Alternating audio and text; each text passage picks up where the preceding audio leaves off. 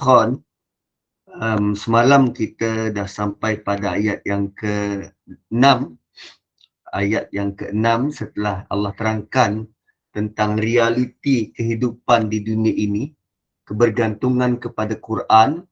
Satu sudut Allah turunkan Quran, lalu diutuskan Rasul untuk memimpin kita memahami Quran, dan juga Allah juga menetapkan urusan amar-amarnya, peraturan dan urusannya, dan semua conduct ataupun dijalankan oleh Rasul-Rasul dalam kalangan malaikat, dan semua itu merupakan rahmat daripada Tuhan. Rahmatan min Rabbik, rahmat daripada Allah. Innahu huwas sami'ul alim, dia maha mendengar lagi maha mengetahui. Rabbis samawati wal ardi wa ma bainahuma. Kita mula pada ayat yang ke-7 hari ini. Rabbis samawati wal ardi wa ma bainahuma. Allah bukan sekadar menetapkan tentang risalah nubuwah diturunkan Quran, dan juga risalah yang menjalankan amar-amar urusan Allah. Namun Allah juga mengawal. Rabbis samawati wal ard, empunya pemilik, pengawal, pengurus yang maintain as-samawati, 7 lapis langit, wal ardi, dan bumi, wa ma bainahuma, dan apa jua yang berada antara keduanya. In kuntum muqinin. Sampai ke ayat ini Allah mula tanya. Dengan fakta yang diberikan itu, betul ke kamu benar-benar yakin? In kuntum muqinin adalah pernyataan yang berat sebenarnya, tuan-puan. Bila Allah tanya, betul ke kamu yakin? In kuntum muqinin. Sebab bila Allah tanya muqinin, jika kamu orang-orang yang yakin, secara literalnya, dia bermaksud orang yang yakin, tapi ia juga bermaksud orang-orang yang mahu meyakini. Dia beza antara yakin dan mahu meyakini. Yakin as if, aku terima je lah. Ialah nak buat macam mana, terpaksa percaya, ataupun dalam bentuk kita cari jalan macam mana kita nak kukuhkan kepercayaan, keyakinan, nak meningkatkan iman kita, benar-benar percaya Allah tu Tuhan. In kuntum muqinin juga bermaksud kamu benar-benar ke mencari apa yang kamu yakini? Keyakinan apa yang nak dicari? Keyakinan bahawa Allah benar-benar Esa. Meyakini Allah adalah Tuhan sekalian alam, yang turunkan Quran, yang beri hidayah. Buat check, double check, triple check. Betul ke bila Allah kata macam ni? Betul ke benda itu berlaku?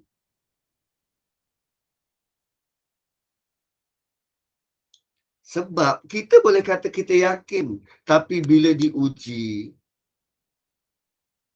dengan apa? Kurangnya rezeki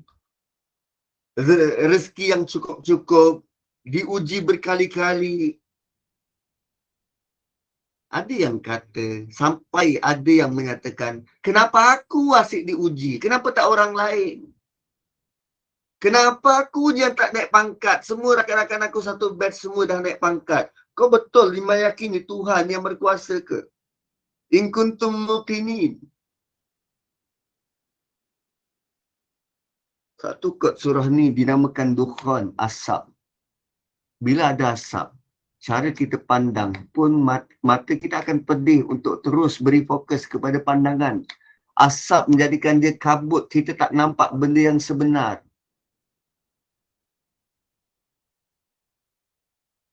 Kan? Bila keadaan berasap, kita tak nampak jelas. Mata semakin berair, semakin sakit. Lalu akhirnya kita tutup mata. Dan sekarang Allah tanya, kau benar yakin ke Tuhan tu sebagai Tuhan? Pernah kita cari ke? Apa usaha kita untuk benar-benar cari? Sebab selama ni Islam yang kita ada adalah Islam keturunan. Mak bapak kita Islam, lalu kita pun Islam, ikut aja. Sehingga kan bila kita mendidik dan mengajar anak-anak, kita rasakan apa? Dia ni nanti automatik akan kenal Islam tu. Sedangkan Islam pengetahuan ni dia bukan secara automatik. Dan bila kita sarankan untuk ajar anak daripada awal usia untuk belajar tauhid, nanti-nantilah ustaz, tauhid kan berat, nanti-nantilah benda berat macam ni takkan nak diletakkan pada kanak-kanak. Dia kan waktu ni tengah bermain-main. Kita bagilah dia main-main, janganlah bagi topik berat. In kuntum muqinin. Bila kita nak kenalkan dia dengan Allah? Kita sendiri betul dah kenal Allah ke? Mengenali dia dari kaca pandang, dari sudut pandang Ayatul Kursi, Suratul Hasyar, Suratul Fatah, Suratul Ankabut. Bagaimana mengenal Tuhan dari Suratul Baqarah, mengenal Tuhan dari Suratul Fatihah. Ada 114 cabang dan cara mengenal Tuhan daripada pelbagai sudut surah yang kita baca. Kerana Quran kesemuanya memfokuskan untuk kenal Tuhan. In kuntum muqinin. Sehebat apakah keyakinan kita sama seperti Nabi Ibrahim yang bila dicampakkan ke api, Jibril turun tawarkan bantuan. Nak aku bantu? Tak, Allah cukup membantu aku. In kuntum muqinin. Kalau kamu benar-benar mencari jalan untuk percaya, untuk yakin. La ilaha illahu. Tiada Tuhan melainkan dia. Yuhyi wa yumit. Dia menghidupkan dan dia mematikan. Meyakini Tuhan menghidupkan. Hidup kita ni kita penuh dengan kesyukuran. Meyakini Tuhan mematikan. Tak kala berhadapan dengan kematian, kita begitu redha. Tak perlu nak jerit-jerit, nangis-nangis. Seminggu bermuram durja. Seolah-olah tak dapat nak terima kenyataan makhluk akan mati. Yuhyi wa yumit. Kesan dia besar ni tuan-puan. Dan luckily ayat ini menempelak kepada kafir Quraisy sebagai audiens utama. Kita ni sampingan je, kita dapat tempias-tempias je daripada peringatan-peringatan yang bertubi-tubi ni. Audiens utamanya kafir Quraisy. Tapi bagi yang nak menghidupkan hati, melihat teguran-teguran semacam ini untuk menjadikan dia kembali bersemangat, aku benar-benar nak jadi hamba Allah. Tiada Tuhan melainkan dia. Dia yang menghidupkan dan dia yang mematikan. Rabbukum, dia Tuhan kamu. Wa rabbu abaikumul awwalin. Dia juga merupakan Tuhan kepada leluhur nenek moyang kamu yang terdahulu. Kerana orang-orang kafir Quraisy, mereka hidup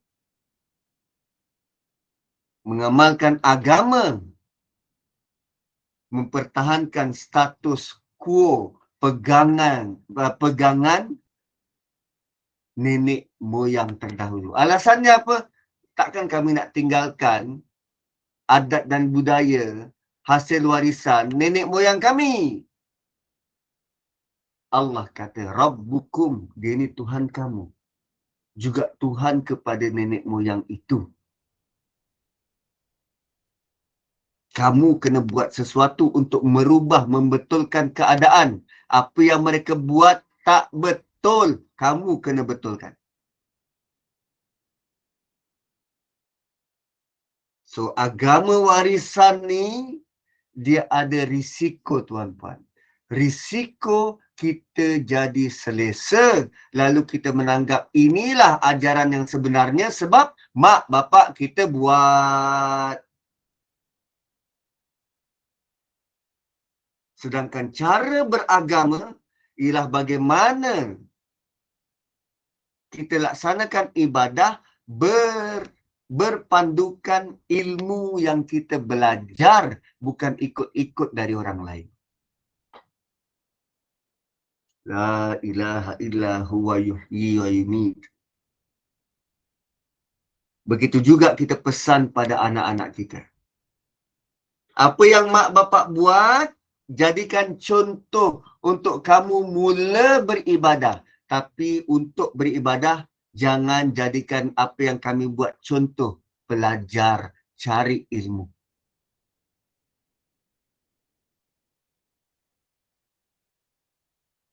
Itu. Jangan tutup ruang untuk belajar. Bayangkan Yahudi, tuan-puan. Yahudi, mereka melalui zaman Nabi Musa dapat kitab Taurat. Zaman Nabi Isa dapat kitab Injil. Dalam dua kitab itu menyatakan secara jelas akan lahir, akan diutuskan Rasul terakhir. Cuma dalam kitab tak sebut Rasul tu daripada Arab. Tak sebut. Dia cuma sebut akan datang Rasul terakhir. Sifat dia begini. Dia ni Ahmad yang selalu dipuji. Yang telah sekian lama dipuji. Ahmad yang telah sekian lama dipuji. Mereka meyakini, mempercayainya. Lalu, maklumat tentang Rasul terakhir ni, mereka sampaikan dari satu generasi ke satu generasi, ke satu generasi, ke satu generasi. Sampailah ke mana pun mereka pergi. Ialah Yahudi kan asal tempatnya dekat mana? Palestin tu. Ni, saya tunjukkan map. Map Israel.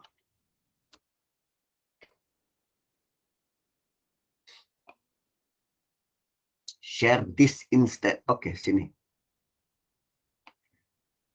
Bayangkan tuan-puan, mereka punya pendudukan asalnya kat sini. Rumah asal mereka.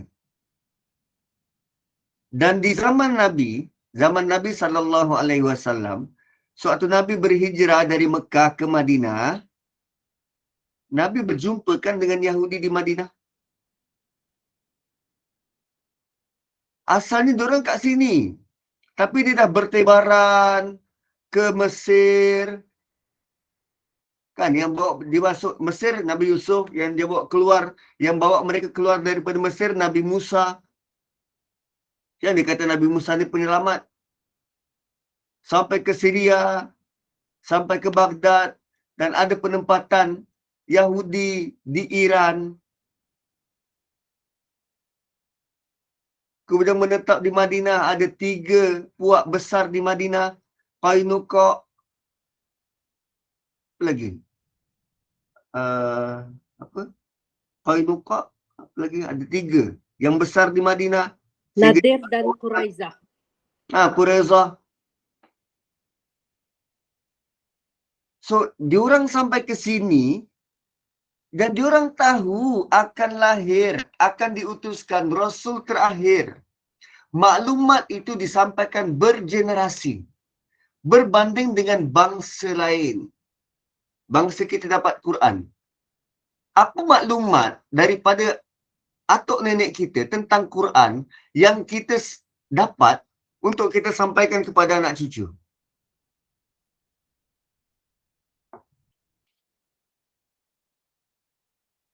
Tapi diorang boleh konsisten beri panduan kepada anak cucu. Sebab apa? Yakin. Yakin. Yakin tentang peristiwa itu. Quran berkali-kali sebut tentang keyakinan. Yakin pada hari akhirat. Sampaikan tak pada anak cucu? Yakin terhadap cerita umat terdahulu. Sampaikan tak pada anak cucu.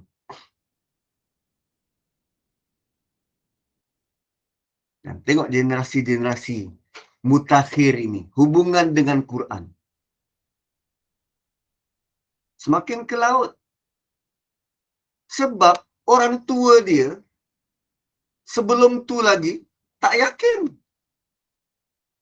In kuntum muqinin. Dialah Tuhan langit dan bumi, apa yang ada di antara keduanya, itu pun kalau kamu benar-benar nak berusaha untuk meyakini. La ilaha illa huwa yuhyi wa yumiit. Tiada Tuhan melainkan Dia yang menghidupkan dan mematikan. Rabbukum, dialah Tuhanmu dan Tuhan kepada mak bapak kamu terdahulu. Walaupun begitu maklumatnya tuan-puan, ini kan jenis amaran, peringatan. Dan peringatan ini peringatan yang keras. Walaupun begitu peringatannya, cuba tengok apa respon dari manusia. Apa respon dari kafir Quraisy? Balhum, akan tetapi bahkan mereka, fi syakin, mereka tenggelam dalam ragu-ragu. Yal'abun, sambil bermain-main. Mereka menganggap hal ehwal agama ni benda main-main. Ui, nampak banyak dah tuan-puan. Tentang agama ni dah masuk maharaja lawak. Kan? Tanpa segan silu sebut tentang agama dalam keadaan berseluruh. Balhum fi syakki yal'abun. Cuba tengok bila masuk malam Jumaat. Dijadikan benda tu sebagai gurauan. Diselitkan dengan unsur-unsur lucah. Tanpa segan silu. Ustaz tak ustaz. Mempelopori dan membudayakan, melucah dalam masyarakat.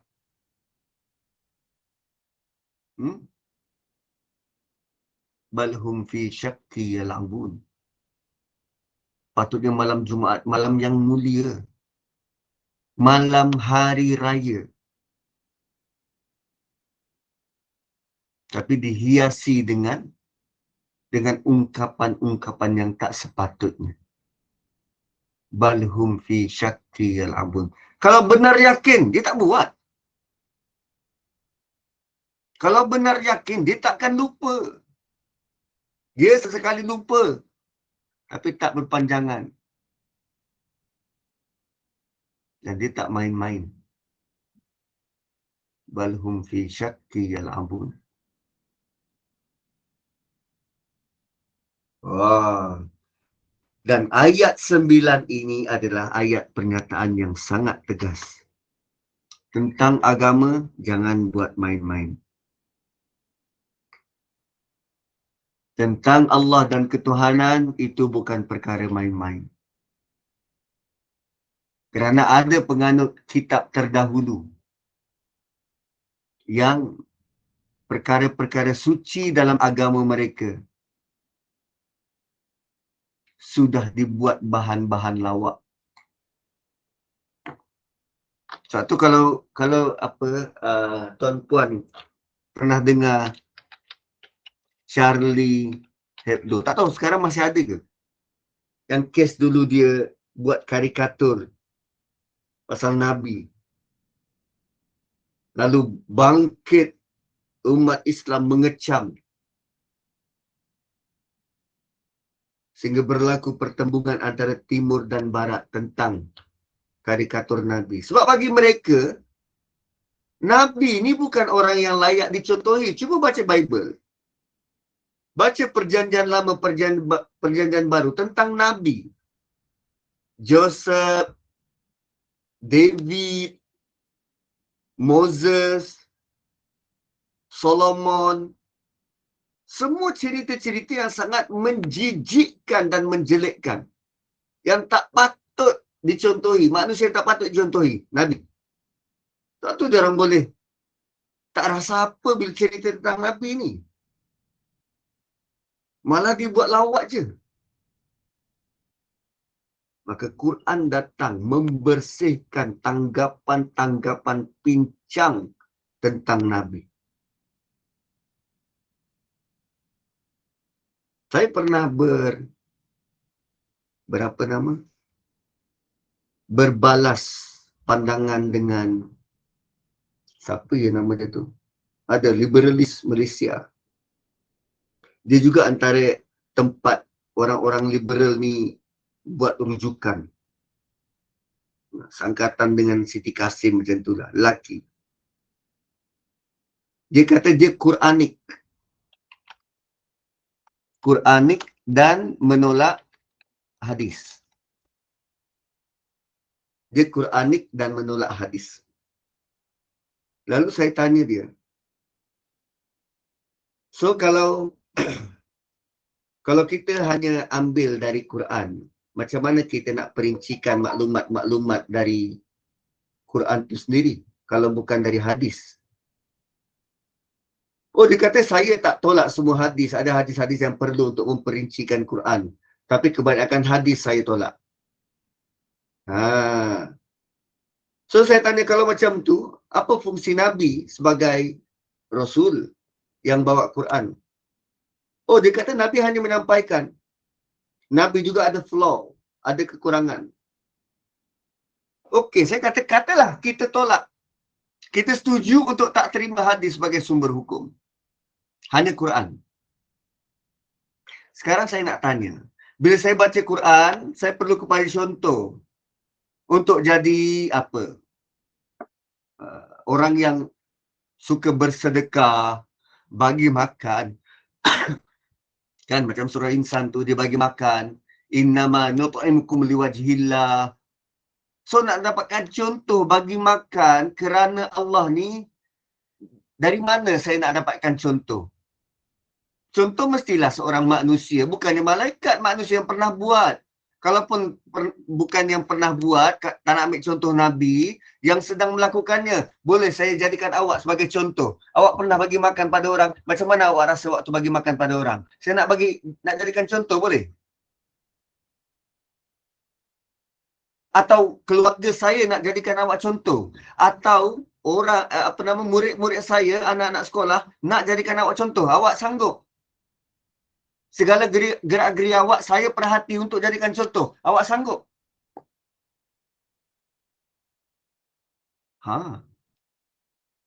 Tuan-puan, Nabi SAW beban tugas dia sangat berat, sangat besar. Dia jadi contoh kepada bilion manusia untuk ikut. Bayangkan the pressure yang Nabi tanggung.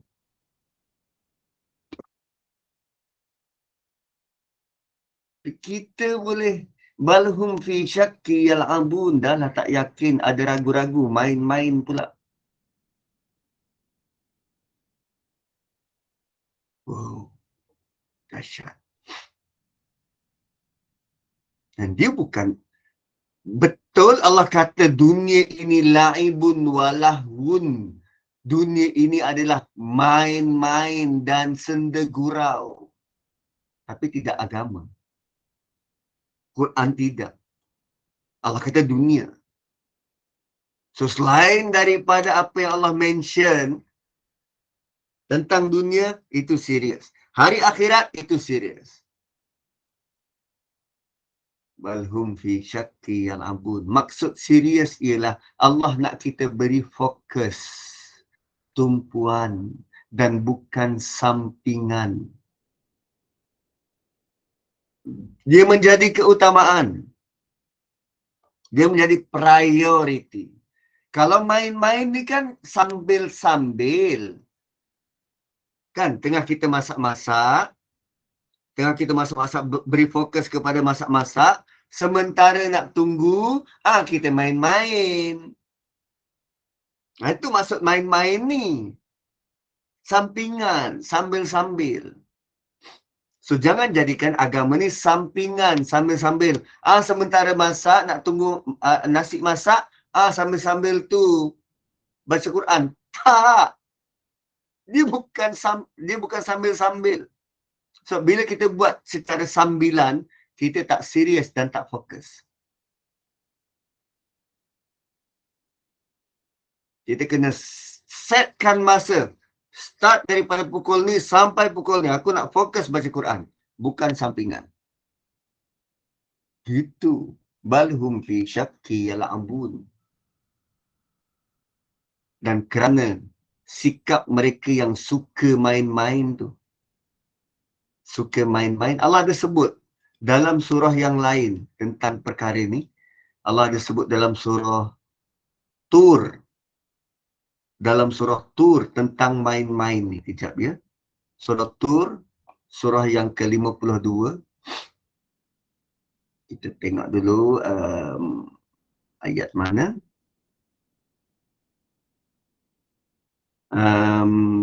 Alladzina hum fi khawdi yal'abun. Mereka yang masuk ke dalam khawd. Khawd ni apa? Macam telaga, perigi ataupun kawasan yang sedang banjir. Ada air yang bergenang.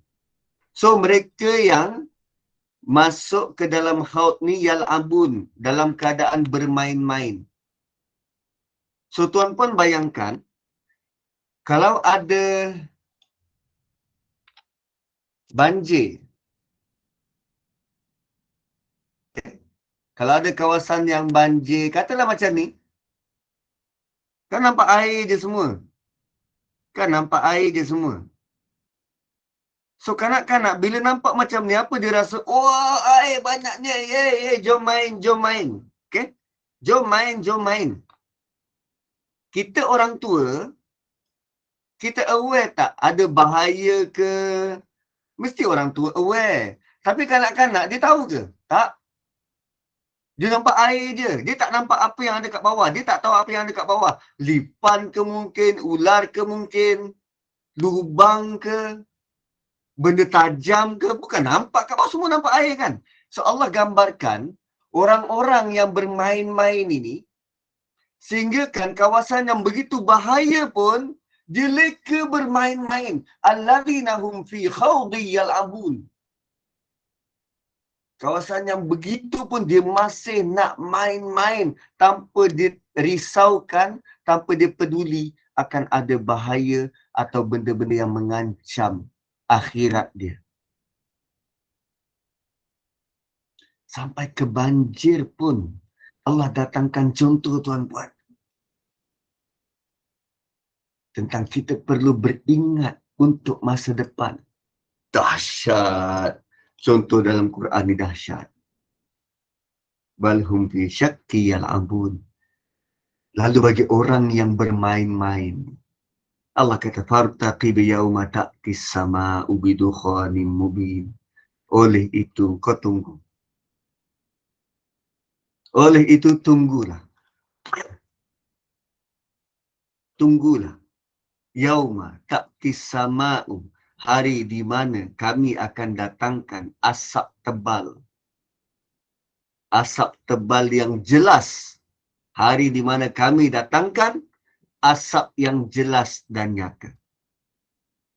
Kau nak main ni? Okey, kau tunggu. Kau tunggu. Maksud mubin tu jelas. Mubin tu maksudnya jelas. Terang. Nyata. So asap tu, pertama asap tu memang nampak dengan jelas. Yang kedua, kesan daripada asap tu dapat dirasai. So ulama berbeza pendapat tentang dukhan ni. Apa dia dukhan? Dukhan ni lazimnya kita artikan sebagai asap. Dan ulama pula dalam perbahasannya dia kata, ada yang kata, oh dukhan ni pernah berlaku pada zaman Nabi. Pernah berlaku kepada penduduk Quraisy pada zaman Nabi, setelah Nabi berpindah dari Mekah ke Madinah.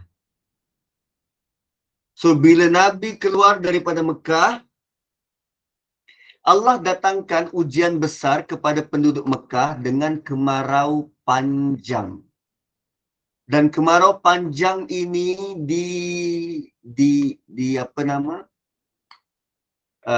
disamakan dengan kemarau zaman Nabi Yusuf. Kemarau Mesir zaman Nabi Yusuf. Waktu tu penduduk sangat sukar nak dapatkan makanan, kering kontang, tak boleh nak bercocok tanam, dan punya panas sehingga keadaan berkabut dan berdebu. Maka di situlah ulama melihat, oh, ini kod dukhan yang berlaku pada umat waktu itu di Mekah. Punya sukarlah penduduk Mekah sehingga orang Mekah, pembesar-pembesar Mekah, kafir Quraisy Mekah, hantar utusan pada Nabi supaya Nabi doakan agar benda tu ditarik. Sampai macam tu mereka tertekan. Sama keadaannya waktu Nabi Musa alaihi salam. Dia datang bawa 2 mukjizat besar. Tongkat jadi ular dalam bangunan parlimen Firaun, dan dalam masa yang sama, dalam dorang kalau tengok ular besar tu, dalam masa yang sama, dia nampak tangan Nabi Musa bercahaya, glowing, bercahaya. So, tu 2 mukjizat besar. Sebab mukjizat tangan bercahaya juga satu mukjizat yang menakjubkan.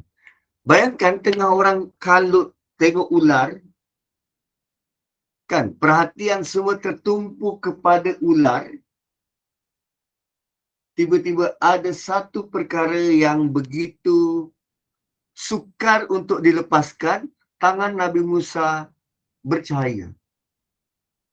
So, orang kelakar, ular ke tangan? Tangan dia. Ular. Tangan dia. Ular. Tangan dia. So, mukjizat tu besar.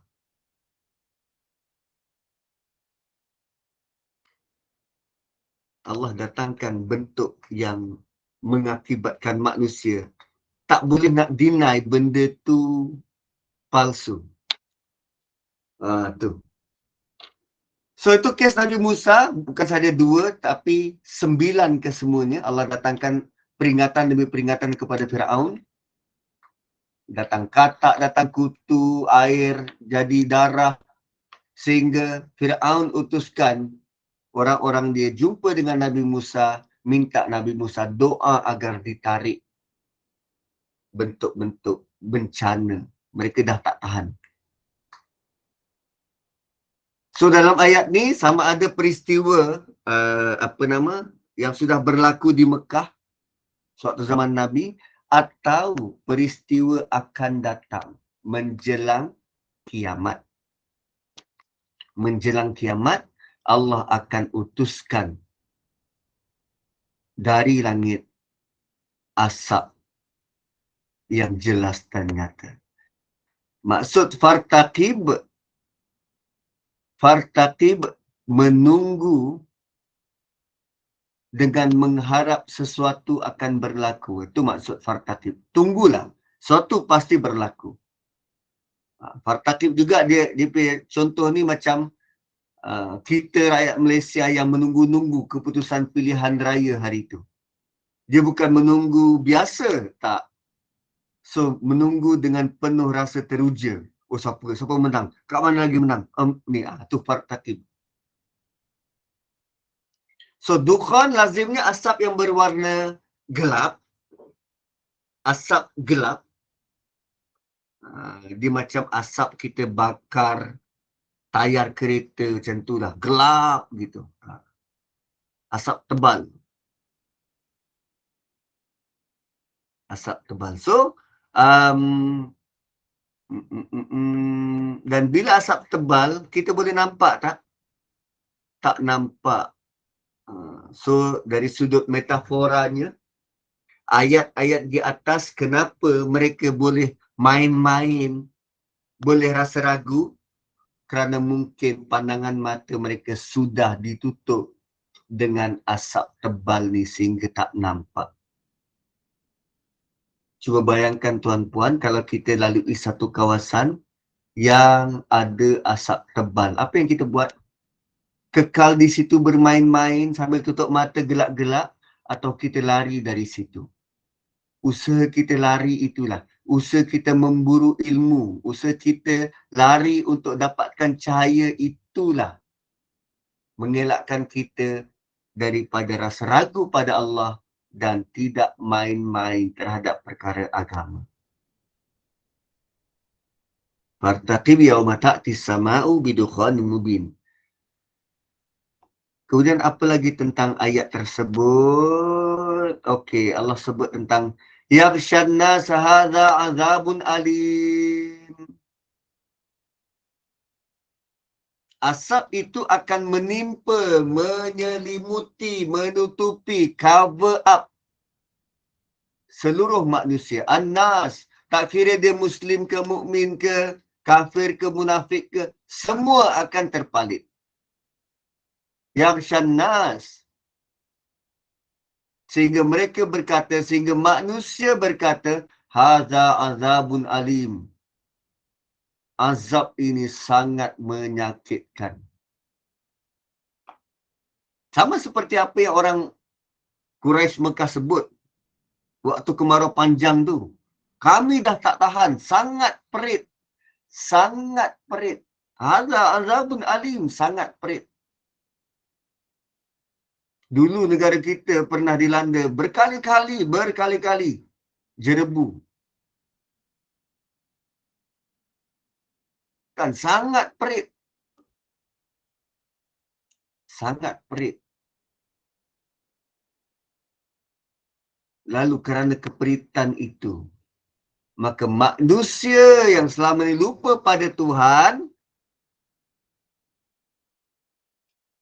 mohon Nabi berdoa, Rabbana kshif annal azaba inna mu'minun.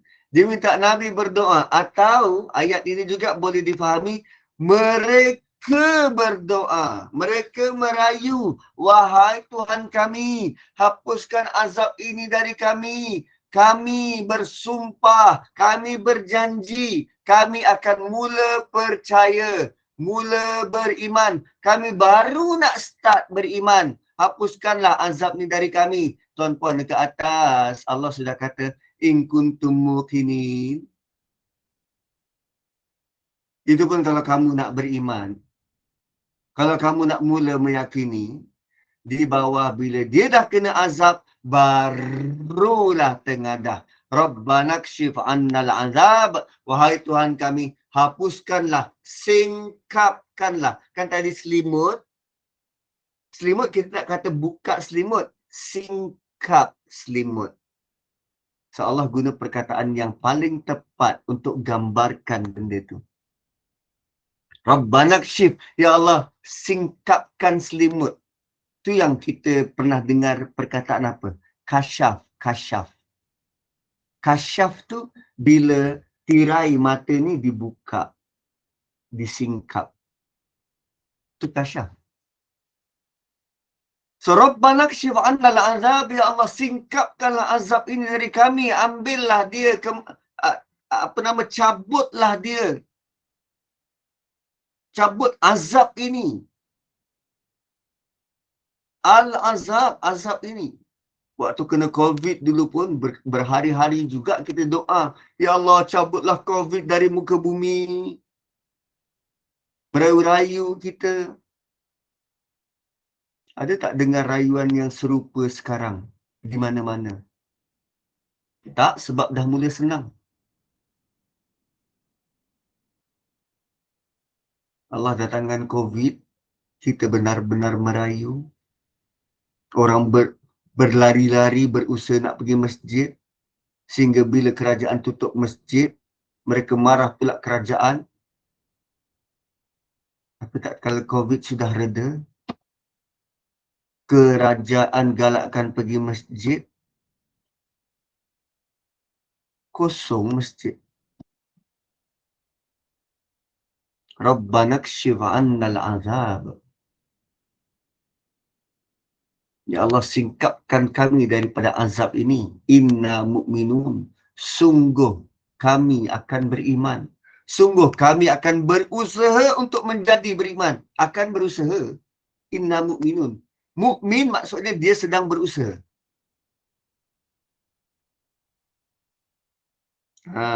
Dia sedang berusaha. Dan cuba tengok apa jawapan balas dari Allah. Apa jawapan balas dari Allah? Anna lahumul zikra. Sekarang baru kau nak ingat. Sekarang baru kau nak ingat. Wa qad ja'ahum rasulun mubin. Sedangkan kami telah datangkan kepada kamu rasul, utusan yang nyata. Utusan yang nyata, ni utusan yang nyata, bawa Quran yang nyata. Oh, bila kami datangkan azab, dukhanin mubin, azab yang nyata, baru kau nak jadi beriman. Sedangkan sebelum ni kami telah datangkan kepada kamu Rasul yang nyata.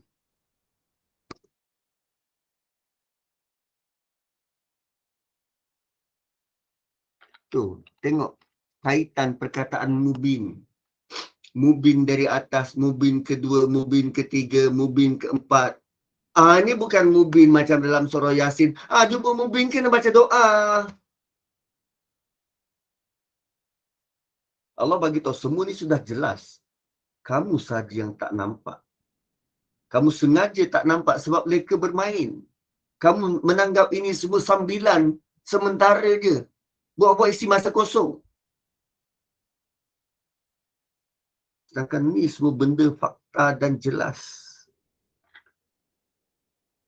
Macam ni kamu baru nak beringat. Dapat azab baru nak sedar.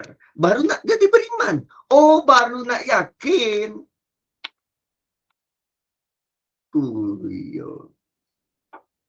Dia punya sindiran, tuan-tuan. Malah sepanjang kita baca, kita seolah-olah terlupa ayat ini untuk kafir Quraisy. Dan kita menanggap, ayat ini untuk kita. Walaupun kita sedang berusaha beriman. Sebab ada ciri-ciri yang kita rasa, itulah aku. Aku baru nak beringat. Bila dah susah, baru nak sedar. Bila dah susah, baru nak cari tikar sejadah. Bila dah susah, baru ingat Tuhan. Anna lahumul zikra. Allah tanya, macam ni kamu, macam ni cara kamu beriman. Anna lahumul zikra. Sebelum tu kau lupa. Sekarang baru kau nak beringat.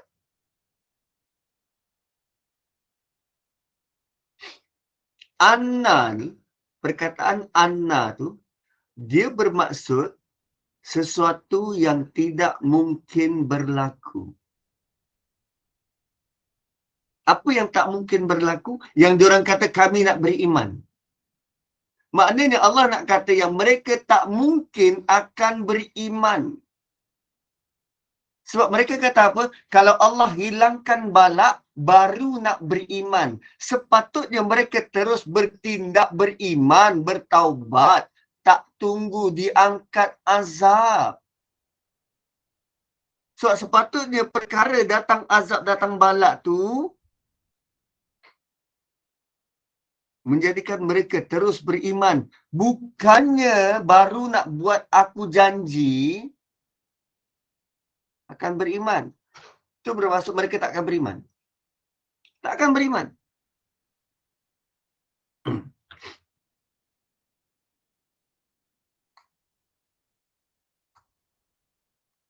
Kan macam anak kita kantoi, isap rokok. Okey, kantoi, isap rokok. Dengan mak dia. Oh, isap rokok kan? Okey, mak, ampun, mak, okey, mak. Dia buang rokok tu. Okey, mak, ampun, mak, aku taubat, mak, sorry, mak, ampun, mak, ampun.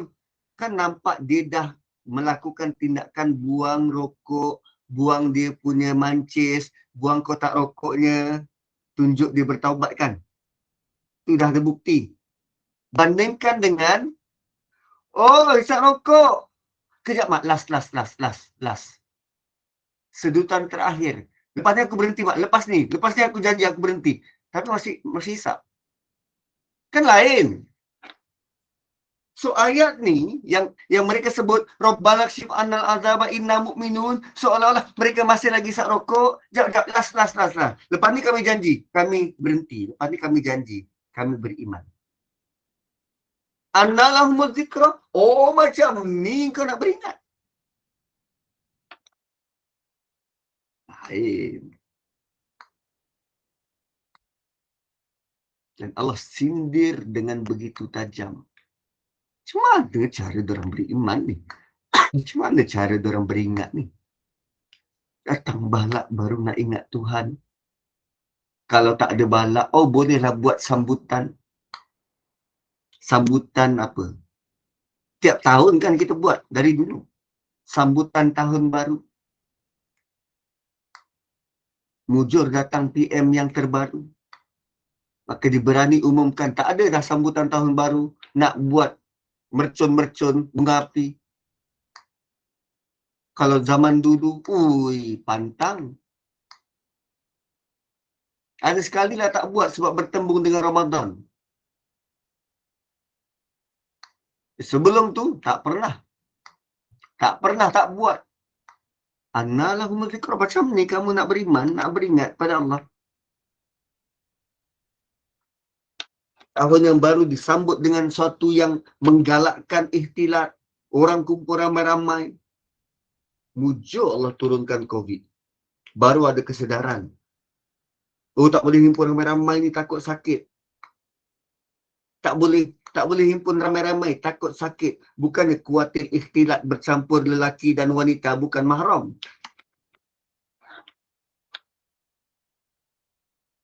Qad ja'ahum rasulun mubin.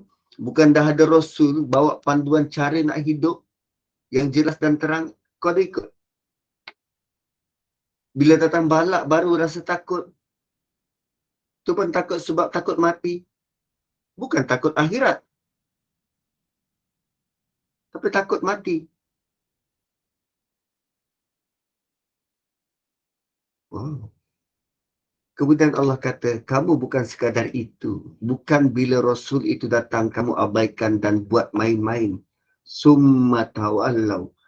Bila datang Rasul, dia bawa Quran dengan bukti yang jelas dan nyata tentang ketuhanan.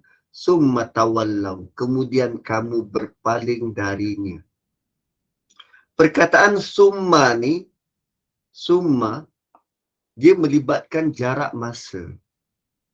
Bukan hari ini datang dorang terus tolak. Tak. Nabi sudah pun berusaha, berdakwah, bertahun-tahun. Kemudian mereka berpaling. Bukan tak diberi masa untuk fikir.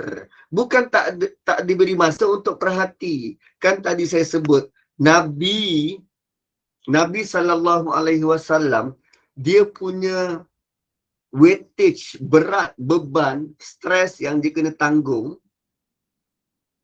Seluruh manusia tengok dia. Ambil contoh dari dia. So yang ambil contoh ni bukan hanya orang beriman. Orang kafir juga memerhati Nabi. Malah mereka memerhati bukan macam kita perhati. Kita perhati apa yang kita nak dapatkan contoh dari Nabi. Tapi mereka memerhati, mereka nak cari kesalahan, silap Nabi. Itu lebih perik, tuan-puan. Itu lebih sukar. Kita sendiri pun tak selesa kalau jiran sebelah rumah kita asyik stop.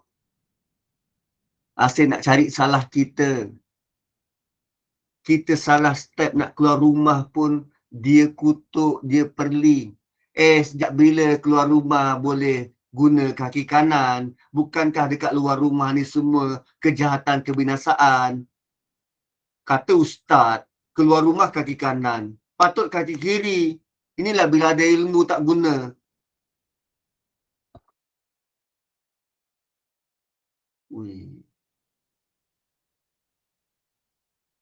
Annalahumut tikra wa qad ja'ahum rasulun mubin.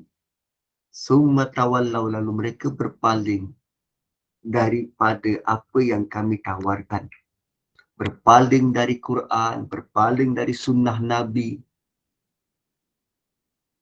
Malah bukan hanya itu, mereka mendakwa. Waqalu, mereka dakwa, mereka kata, mu'allamum majnun. Nabi ni bukan special pun, dia diajar. Mu'allam ni diajar. Dia diajar. Satu sudut betul lah dakwaan dia, Nabi memang diajar oleh Allah. Tapi tanggapan mereka, Nabi diajar oleh orang lain. Ada pendeta-pendeta Yahudi ke, pendeta-pendeta Nasrani ke, ajar Nabi tentang agama, Nabi cedok-cedok daripada kitab itu, kitab ini, sambung cerita itu, sambung cerita ini, buat agama sendiri. Tu mu'allamun. Dia ciplak je dari orang lain. Tu maksud mu'allamun. Maksud yang mereka utarakan. Qalu mu'allamun. Ini bukan original. Dia ciplak dari tempat lain. Dia diajar. Majnun. Malah mereka gelar Nabi. Gila. Mu'allamun majnun.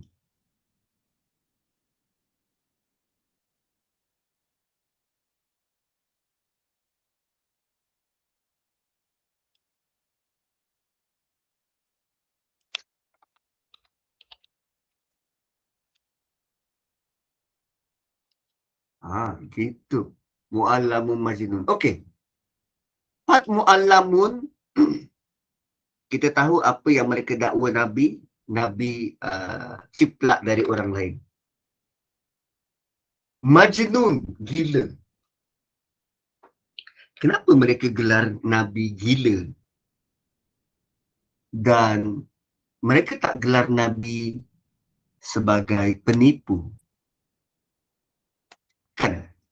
Mereka ada gelaran-gelaran tertentu pada Nabi. Antaranya sihir, gila, dan ciplak. Dia tak kata Nabi penipu.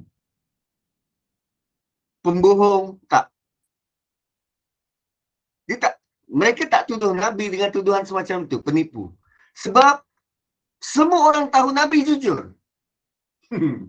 Semua orang tahu Nabi jujur dan gelaran itu tak terpakai. Orang takkan percaya kalau diorang kata Nabi penipu.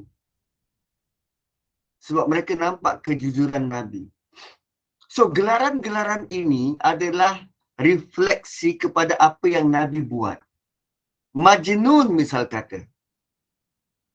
Tuan-puan, kalau saya seorang-seorang dalam Malaysia ini yang tak setuju dengan sembahyang hajat, saya katakan tak ada sembahyang hajat. Rata-rata orang dalam Malaysia kata, ustaz gila. Kenapa kata gila? Sebab idea saya menyalahi arus perdana. Contoh lain macam ni lah. Saya bawa kereta, ada arrow menuju ke depan. So, saya bawa kereta menuju ke depan. Tiba-tiba saya nampak satu kereta lawan arus. Kereta kedua lawan arus. Kereta ketiga, kereta keempat, beratus kereta lawan arus. Saya seorang je menuju ke depan. Saya seorang dia ikut arrow, yang lain semua lawan arus. Saya pula kena elak. Bayangkan kalau majoriti lawan arus dan saya seorang yang menentang, saya seorang ikut arus, boleh jadi yang majoriti inilah yang sedang ikut arus, saya seorang lawan arus. Tak gitu? So boleh tak yang majoriti ni akan kata, yang ramai-ramai akan kata, engkau seorang lawan arus, kau gila ke apa? Kerana apa yang Nabi bawa, majoriti masyarakat tak boleh digest dan tak boleh terima.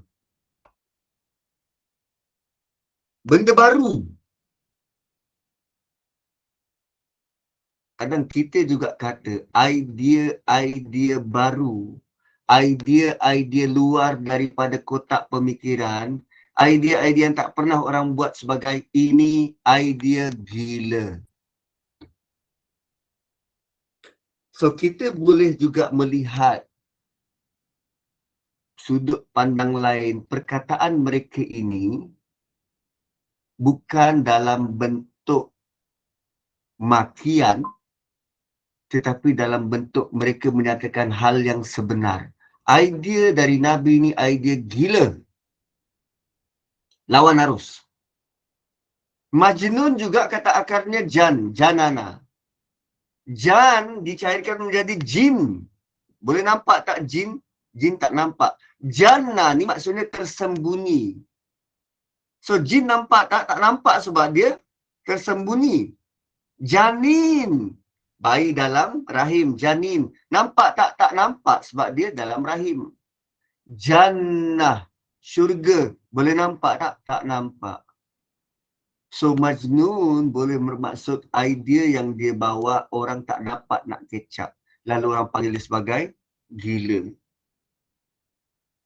Cuba berkawan dengan orang gila, tuan-tuan. Boleh faham ke apa yang orang gila kata?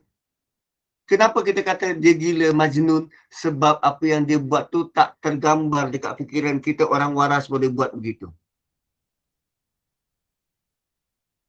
Satu Nabi dipanggil sebagai Majnun.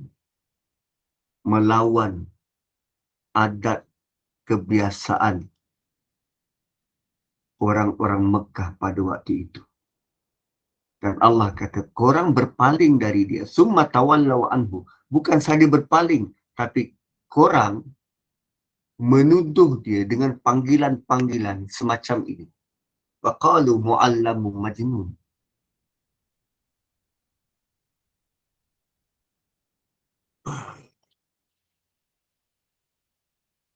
Kalau kita lah disoal siasat di mahsyar macam ini, ya Allah, masukkan kami dalam syurga, ya Allah, masukkan kami dalam syurga, ya Allah. Allah kata, anna lahumuz zikr. Oh, sekarang baru kau nak minta. Sekarang baru kau minta. Oh, sunnah Nabi kau tak buat pun, kau berpaling dari sunnah Nabi. Malah kau kata, oh, semua benda ini adalah ortodok. Terdahulu. Ini untuk orang dulu boleh lah. Sekarang kita sudah moden. Apa beza kalimah-kalimah itu dengan apa yang Quran nyatakan? Tak jauh beza. Dia berulang. Dia berulang. Dulu, kini, selamanya. Dan kita masuk ayat 15. Inna kashiful azabi qalila. Lalu Allah buat keputusan untuk menyingkap azab itu qalilan. Ada beberapa maksud. Salah satu maksudnya sementara. Buat seketika. Okey, kami tahan azab ini, kami singkap azab ini, kami dismiss azab ini seketika qalilan. Why seketika?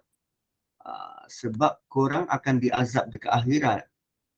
So might as well kalau kami tahan sebentar, tak jadi masalah. Korang akan diazab selama-lamanya. Padahal innakum ma'idun. Sebab kami tahu korang akan tetap kembali ingkar. Ini semua air mata buaya bila ada azab baru nak nangis-nangis. Doa pada Allah waktu naik kapal terbang bila melalui air pocket. Kapal terbang daripada 30,000 kaki turun altitude 25,000 kaki atau 15,000 kaki. Masing-masing dalam tu dah azan dan mengucap, menangis-nangis bertaubat. Oh, sekarang baru nak taubat. Sedangkan sebelum ni chase atas kapal terbang. Bila turun dari kapal terbang diselamatkan Allah. Apa yang disebut adalah semua tentang, oi nasib baik kapal tu selamat. Kalau tak aku dah tak hidup. Kenapa dah lupa Tuhan? Kenapa sebut tentang nasib? Oi, luckily tau. I tadi, luckily. Tak ada pun sebut Alhamdulillah, ya Allah. Innakum a'idun. Bila disingkap azab sementara, mereka kembali. Sudah tentu mereka kembali. Ingkar. Itulah perangai manusia. Itulah perangai manusia. Bila dapat azab, sungguh-sungguh kembali pada Tuhan. Tapi bila disingkap azab, mereka kembali kepada sifat terdahulu. Dan bila dah sampai masa, kita berhenti dulu. Esok insyaAllah kita jumpa lagi. Barakallahu li walakum. Kembali kepada opah untuk proses seterusnya. Opah. Kembali kepada bonda untuk proses seterusnya.